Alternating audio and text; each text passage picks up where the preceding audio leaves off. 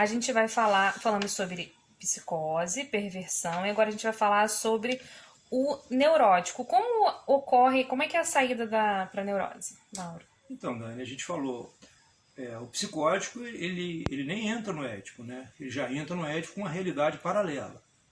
O perverso ele já entra no ético vencendo, né? O neurótico, a grande diferença é que ele entra no édipo e ele sucumbe. Então essa criança, ela entra nesse embate para uma relação mais saudável, ela perde esse embate, ela reconhece que essa mulher não é para ele, recolhe a sua libido, entra no período de latência, onde ela fica assexuada, tá? E vai lá até perto da puberdade, quando essa libido retorna, né? Essa libido que ela é recolhida, parte vai para atividades sociais, jogos, brincadeira, né? Parte ainda fica sexualizada, mas muito pouca, né? E depois ela volta, né, em forma de forma genital, né? E essa criança vai buscar relações que aproximem ou que supram essa carência que ficou dessa relação. Entendi. Então essa é a saída mais saudável, né? E a gente estava falando antes, você disse que na neurose existe como se fosse uma subdivisão. Então, a neurose, hoje nós vamos falar da neurose obsessiva, né? A neurose ela se divide em histeria e neurose obsessiva. Hoje nós vamos falar da neurose obsessiva. A histeria a gente fala, não dá tempo de falar dos dois. Filho. É muita coisa. É né? muita coisa. Então, né, essa saída, na maior parte das vezes, ela se dá de forma razoável. E agradecemos a isso, a nossa civilização. Tá? Porque Freud fala textualmente, neurose é o inverso da perversão. Então nós somos neuróticos para não sermos perversos. Tá? Perverso é aquele que não cumpre regras, que não obedece lei, que busca o prazer a qualquer custo. Né? Então nós, para não sermos perversos, nós sucumbimos a uma autoridade e nos tornamos neuróticos. Então o neurótico, a civilização só existe por isso. O neurótico, ele obedece leis, ele obedece regras, porque ele desenvolve o superego. Entendi. Porque você não pode botar um policial ao lado de cada pessoa para não fazer coisa errada. Claro. Né? Tanto que Desculpa. em outros vídeos, você até disse que, segundo estudos, né, segundo Freud, o neurótico, né, a personalidade neurótica é a maioria. É a maioria. Né, porque senão a gente entraria num embate seriamente de psicóticos e perversos, e aí ia ser seria o caos. Uma loucura. Seria o caos. Então, o neurótico ele cumpre todas as etapas. Então, ele desenvolve o superego. O superego é aquele que pune. Né? O neurótico ele sofre quando ele comete um erro, ele procura agir certo. Tá? Mas veja só, isso é uma personalidade neurótica. Agora, esse embate pode ser mais complicado. Né?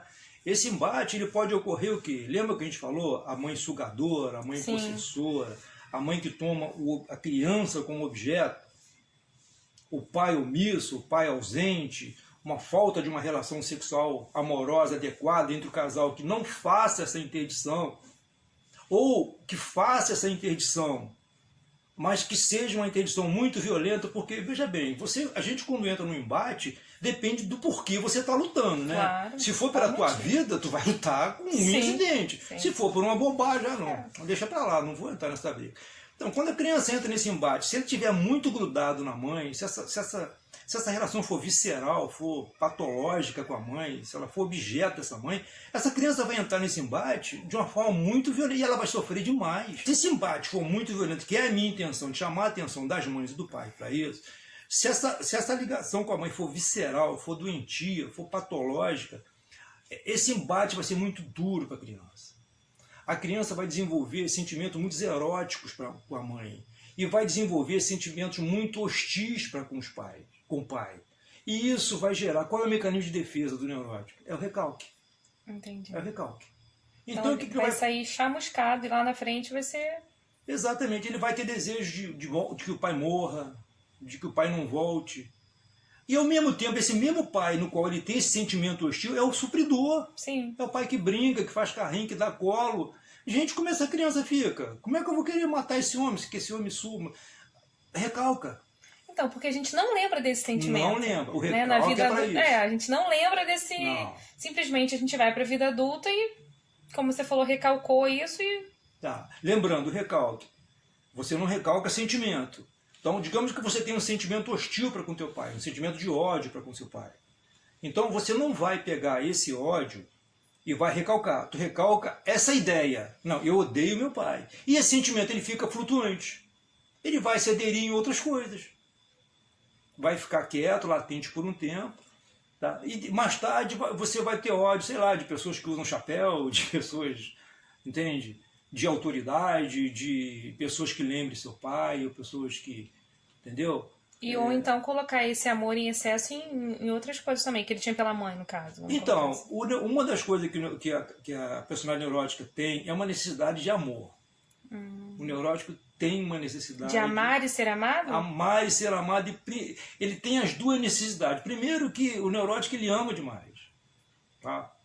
O neurótico, dependendo do grau, ele passa a vida dele amando. Muitas vezes uma pessoa só, a libido fixa numa pessoa só, e muitas vezes muitos objetos.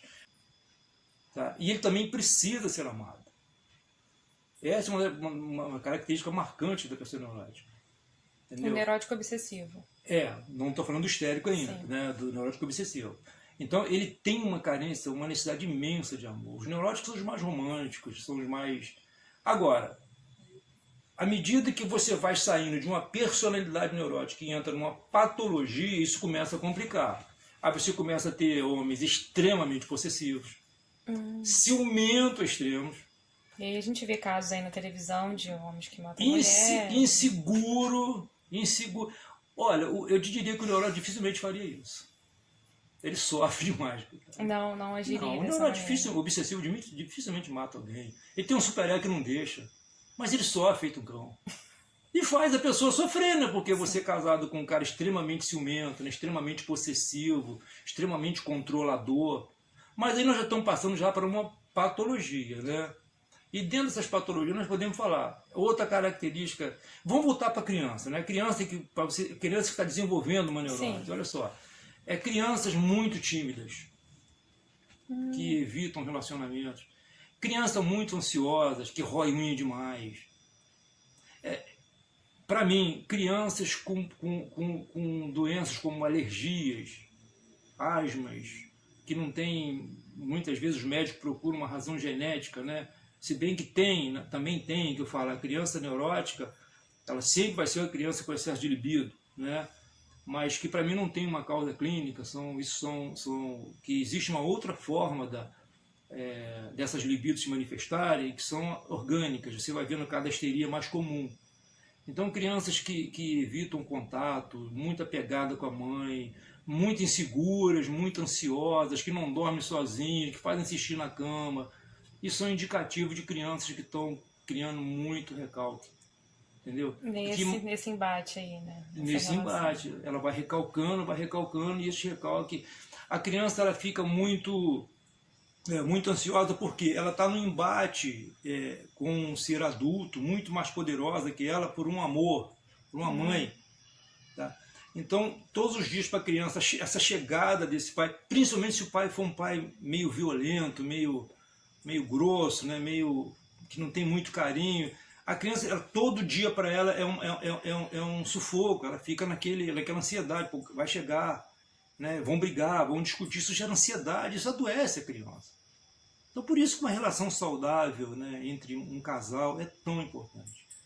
E isso mais tarde vai evoluir para o adulto, que Deus pode ser Deus de um adulto certinho, né, que gosta de fazer as coisas direito, que gosta de fazer as coisas, que tem um superego acentuado, que pô, quando ele erra, ele sente muito, ele fica muito triste, leva muita culpa, o neurótico sente muita culpa, entendeu? Todo neurótico tem alguma mania, né? Se você me perguntar o que significa mania, por que o neurótico tem mania, né? Os livros têm que estar... Os teus livros não estão organizados, né? O neurótico aqui ele ia por tamanho... ou por cor, ou por data. Algum motivo, né? Alguma ordem tem que ter. Por quê? Porque tudo que ele gostaria na vida... o neurótico não gosta de marola, né? Vulgarmente falando. Ele não gosta de que quebrem a rotina dele. Por quê? Controle. O que o neurótico quer na vida dele é controle. Ele não quer... Por quê?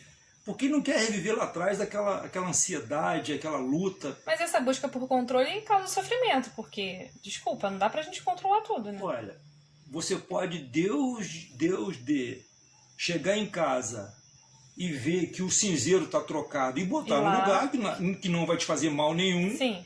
Tá? Como chegar em casa e brigar com todo mundo porque o tapete está com marca de pé, porque, entendeu? Então, Aí começa a entrar nos graus, né, que você diz. Evitações. O neurótico é uma pessoa que normalmente ele não gosta de... Ele evita. Ele não gosta muito de contato social, de muita vida social, muito mútuo. Ele gosta de rotina, né? De fazer todo dia sempre a mesma coisa. A mesma coisa. Agora estou te falando, pode ser Deus de uma rotina, digamos, saudável, né? Eu saio do meu trabalho, gosto de tomar meu café, tomar minha cerveja, ir para casa, ver o meu jornal. Mas se eu não puder ver o jornal, tudo bem, eu vou dar uma rosnada, mas, né? Acabou. Mas a pessoa que não suporta mesmo, que briga com todo mundo, porque mexeu nas coisas dele. Então, isso varia muito desde uma personalidade neurótica até uma patologia, a desenvolver patologia. Patologia podem ser, você pode ter obsessões. E o toque não está dentro disso? Com certeza. Tá. Com Dentro dessa certeza. patologia. Com certeza, gente. Tem estudo lá, eu lembro na época da faculdade, tem um estudo de caso que uma pessoa usava todo dia 15 sabonetes para tomar banho. 15 sabonetes, até acabar. Meu Deus. Até acabar. É muito sofrimento. É muito sofrimento. É muito sofrimento. E aí, dentro desse pessoa que não toca em maçaneta. Dentro desse caso, é necessário Então, uma análise. Com certeza. Agora, a pessoa sabe por quê? Não. Por isso que as pessoas perguntam, por que você acredita no inconsciente? Peraí, eu uso 15 sabonetes para tomar banho. Por quê? Não sei. Eu não consigo e nem sair. a pessoa consegue se controlar, né? É impossível. É impossível. A mente é mais forte do que eu que escuto as pessoas falar. Eu já ouvi pessoas falando o seguinte, se eu não fizer isso, parece que alguma coisa de ruim vai acontecer comigo. Não, então eu preciso fazer aquilo sempre. A pessoa vai fazer. O obsessivo, ele vai fazer. Se ele não fizer agora, ele vai fazer depois, vai fazer quando ninguém tiver... de madrugada. Ele vai fazer. Ele vai fazer. Agora, felizmente, a maioria de nós tem pequenas manias, né? A gente desenvolve pequenos rituais. Outra característica do neurótico, os pensamentos invasivos. Sim. Isso tem a ver com o inconsciente? Tem. Olha só, uma outra característica. O neurótico tem mania assim, tipo, ler frase de trás para frente. Somar algoritmo de placas. Fazer somas.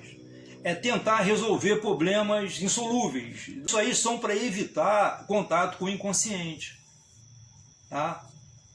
Quando o neurótico está ali dirigindo o carro dele, ele começa a pensar. Quando o pensamento dele começa a se aproximar do recalcado, ele bate o olho numa placa e ele começa a somar os algarismos. Ou ele vê uma frase e lê de trás para frente. Ou começa com esses pensamentos, né? Assim, buscar soluções para coisas insolúveis. Isso é para evitar contato com o recalcado. Porque o recalque é isso, o recalque é para evitar sofrimento. Só que, como nós falamos, o recalque não fica quietinho lá, ele trabalha. Mas, como eu te falei, felizmente a maioria de nós não vai desenvolver grandes patologias. Você vai ouvir na tua vida pessoas como se for, com toque, pessoas que não saem de casa, com agorafobia, com fobia de todo tipo, fobia de gato, fobia de animais, fobia de pássaros, né? Pessoas que evitam contato com qualquer tipo de outro. Aí são patologias, são coisas graves. Mas a maioria de nós vão desenvolver pequenas manias, um pouquinho de ciúme aqui, um pouquinho de ciúme ali. Agora, nosso tempo já está acabando. Eu não sei se você quer falar sobre isso. Você falou que o obsessivo é mais comum em homens. Você quer falar o porquê? Eu queria falar no próximo vídeo, quando a gente falar da histeria.